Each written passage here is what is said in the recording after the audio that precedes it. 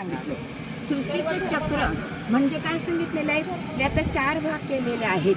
हे बघा 1 2 3 4 1 2 3 4 हे त्याचे मुख्य भाग आहेत. आणि सृष्टीचं चक्र आता सकाळ, दुपार, संध्याकाळ, रात्र आहे होते. सकाळ झाल्यावर लगेच रात्र होते का हो? नाही, हळूहळू होते ना.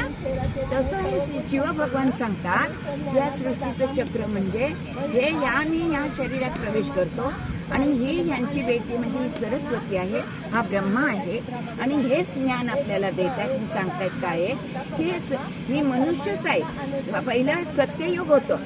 आपण सत्ययुगामध्ये 8 जन्म घेतले आणि आपले 150 वर्ष आयुष्य होतं आपल्याला. मग आपण हळूहळू खाली आलो. मग इथे सीतारामाचं राज्य होतं, रामराज्य होतं. इथे अजिबात दुःख हा नाव निशाण होतं. सोन्याचे महाल होते, हिऱ्यामणकीची झुंबरं होती. मग ती आता गेली कुठे असं भगवान विचारतात. मग त्रेतायुग आलं.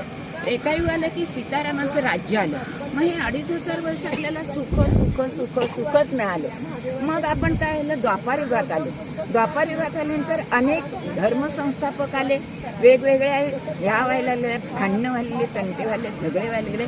मग काय झालं, सत्वप्राणी ही सृष्टी होती ती नरकासारखी झाली, तमोप्रती सृष्टी झाली. मग काय झालं, अपवित्र, भ्रष्टाचारी असं व्हायला लागले, अत्याचार असं हे ह्याचं आता सुरू झालेलं. अनेक धर्म, अनेक राज्य, अनेक भाषा, अनेक मत ही द्वापारयुगामध्ये आली. ह्या द्वापारयुगामध्ये आल्यानंतर आता तरी सध्या तुम्ही बघताच आहे काय वातावरण आहे ते कलियुग. मग जसं रात्र गेल्यावर दिवस होतो याचा जसं संगम आहे, तसं हे सोन्याचं एवढं होतं. हे चक्र फिरून आल्यावर इथे आता आपण कुठे आहोत, संगमावरती आहोत. आता भगवान येऊन आपल्याला काय करतात, पुन्हा या सृष्टी जी भ्रष्टाचार झाले, पापाचार झाले, अत्याचार झाले, ते पुन्हा आपल्याला काय करतात, स्वर्ग म्हणजे सत्वप्रधान पवित्र श्रेष्ठ मनुष्य, एक धर्म, एक राज्य, एक भाषा आपल्याला आता सांगतायत इथे संगमावर.